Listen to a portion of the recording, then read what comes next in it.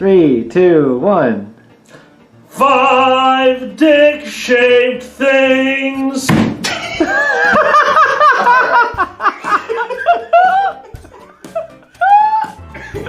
minute.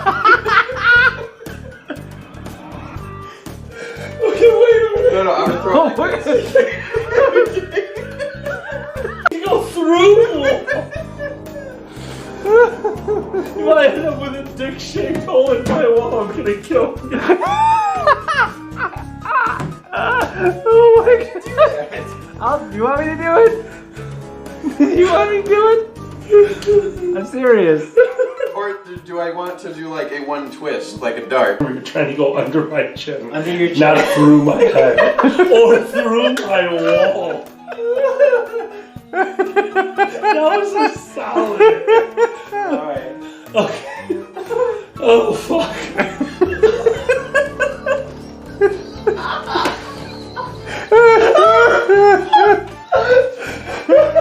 Okay. Alright, hold on. 5 dick-shaped things.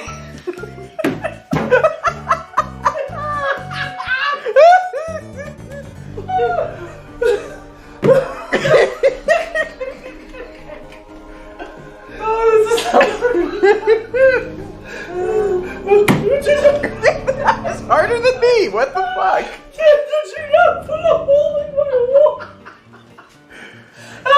Wait. Let's do a take where you walk up and you just stick it on the wall in front of him. No.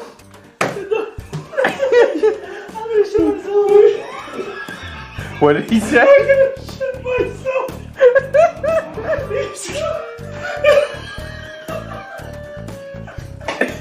We've been filming. This is the 12th hour of filming. Help us.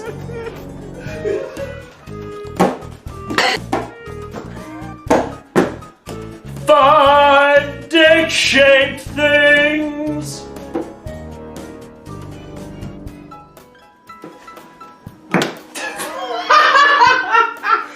Did you just smack me with the throwing dildo? Ready?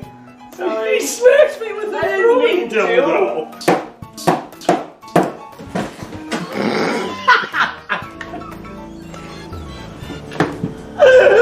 Let's do it. I think I just shook myself. What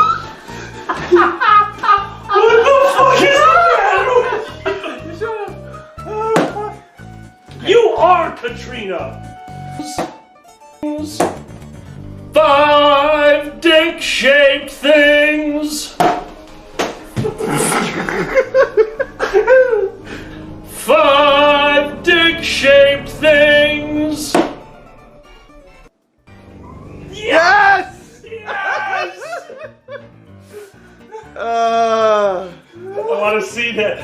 Oh my god, we could have the longest outtakes ever just for this shit. Doing. 12 I don't hours. care if my hand was in there. I don't care. I don't care how much we fucked that up. Real talk, everybody. Those of you who followed me on FA with the filters off have known for a while that I love you so much. that I have had gender issues and bottom dysphoria pretty much my entire life, and that is a thing that's existed. And I'm sure people talk to me about it, and we've talked about it, and I've talked to my non-binary friends about it too. And that's when I first, obviously I always felt a little much on the spectrum, on the gender spectrum anyway. So them already felt natural. This was before that.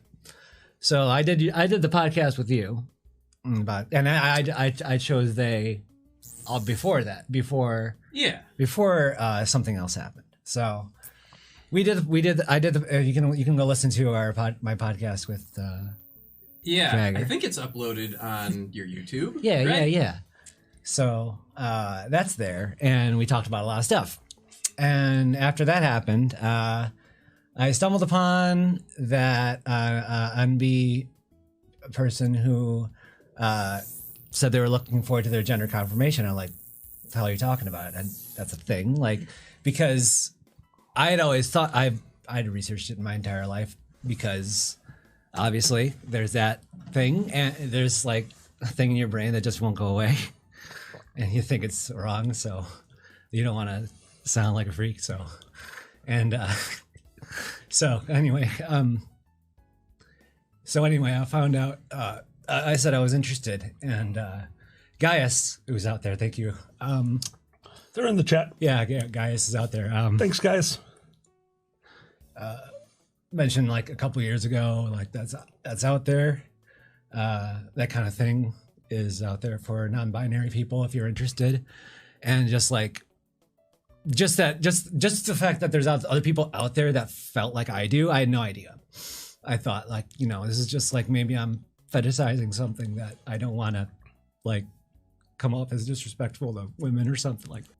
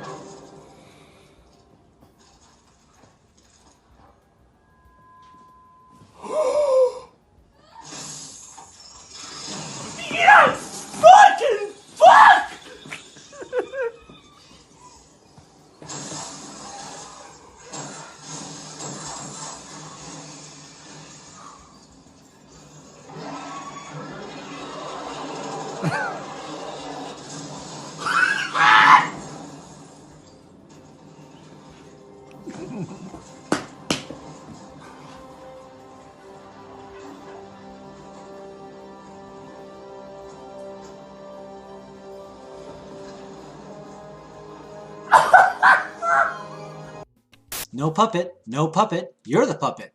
I'm Xander the Blue, and this is DNN. Recently on Twitter, also known as the internet's screaming pillow, there has been much ado about the public wearing of pup hoods, which is this, not this. Debate has been so active that there has been a reappearance of the hashtag #BanThePenny because everyone is giving their 2 cents. Midwest Fur Fest is just around the corner, so we contacted a representative for comment, to which they replied, "Oh my god, the soda machine is broken again. Kill me, please kill me." Also on Twitter, comedian, podcaster, and roundhouse enthusiast Joe Rogan tweeted, "Does anyone know any good documentaries on furries? I'm trying to wrap my head around this shit." Some fans have recommended CSI episode Fur and Loathing, which is like learning Black History Month from The Birth of a Nation. One thing I would tell Joe about our fandom is never expect free art, unless you're a celebrity that says, "What is furry?" P.S. Joe said he would be a bulldog. When it comes to today's villains, there are many ranging from ISIS to actual real-life "what year is this Nazis?" But through hard work and rugged ambition, the most hated force in the world is EA Games. Hey, congrats guys! Loot boxes seem to have united the gaming world against a common enemy. There has been so much backlash. EA has disabled microtransactions on Star Wars Battlefront 2 for the time being, but vowed to return more powerful than you could possibly imagine. And finally, in political news, Republicans are going to do their best to pass a major tax cut by the end of the year. These bills can get complex, so we go to our financial expert, Alkali Bismuth, to break down the details and tell us how this bill affects the rest of us. Alkali? The GOP also hopes to get rid of net neutrality, which experts have said would be a lot like if the internet ran on Real Media Player. Hey, that's all for this week. If you liked this, please support us on Patreon, which is like giving us a hug, but with money. Also, check out the Dragget Show podcast on YouTube, SoundCloud, iTunes, or wherever you get your podcasts. And that's the way it is. So, see you next week. Alkali, how's your glass doing? My glass is a little empty. Empty? I should go get some more. Oh, I can take care of that. Oh, good. Okay. Do you like Chateau Santa Michelle? I love Chateau Santa Michelle. Okay, give me a glass. Thank you very much. I really appreciate that. All right, there we go. Thank you. So Okay, that's actually, might as perfect. well Oh yeah, finish no, off the finish bottle. that There off. we That's go. perfect. Okay, all right. So anyway, as I said, I have never had to been compelled to go back to my room unless I was ill. And I think one time, actually at your convention, I was escorted back to my... Oh, they find this story very funny, I guess. Look at that. Okay, tell me about the one time you were escorted back to your... Yeah. I don't know if that's the most appropriate story. It's kind of a sad story. I don't like. Well, okay, I don't if like it's a sad story. That'll come later. Yeah, we can do. I've seen lots of funny things here. What? What's going on? Ladies and gentlemen, welcome to my living room. The power of alcohol! Ah, demon, I love you. We couldn't resist. Oh man, well, hold on. Let's move our friend. I'll just get rid of this guy. And then well, they can't see it anymore. No, not at all. They cannot see the divider. Alkali has a chroma key green bong that we had sitting between us to make sure we didn't accidentally cross the streams. Oh.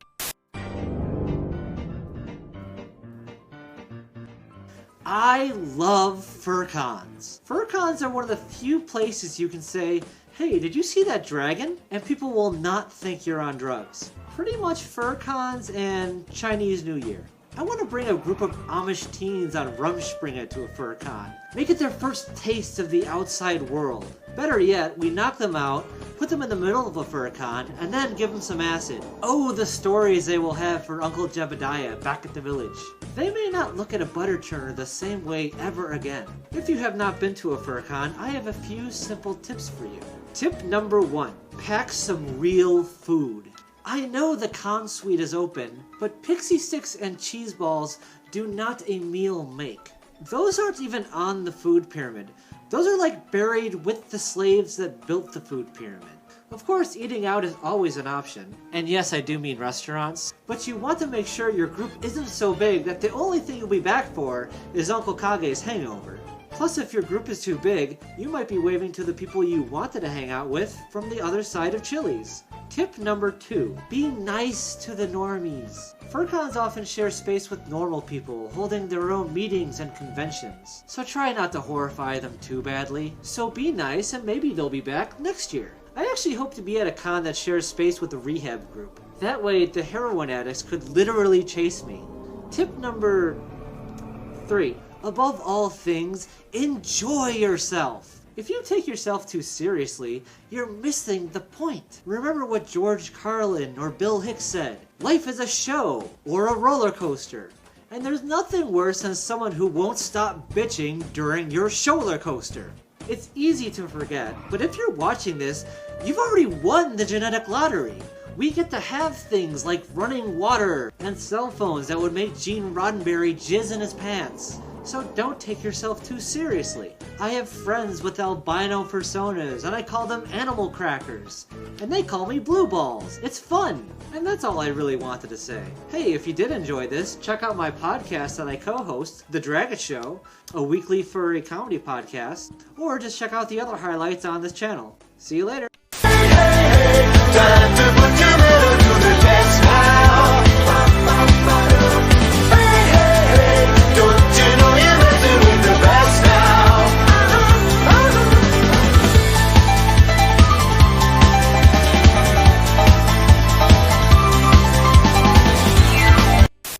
Con los terroristas.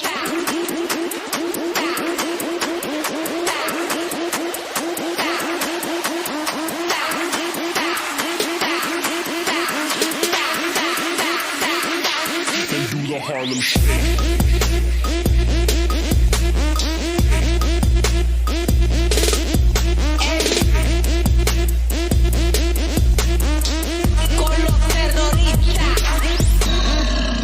The last fucking gay popcorn. It's fucking gay, and it's fucking popcorn. Not the last fucking gay popcorn. Seasons every kernel cause he's fucking gay. Not the last fucking gay popcorn. Made it to a guy who makes a lot of gay porn. Not the last fucking gay popcorn. And doesn't add the wings cause they get in the way. Hello, everyone, and welcome to Fireside Friday. That is Dragon and Ferret together. I'm Alkali. Zanny is switching a bunch of screens and getting beers, so important.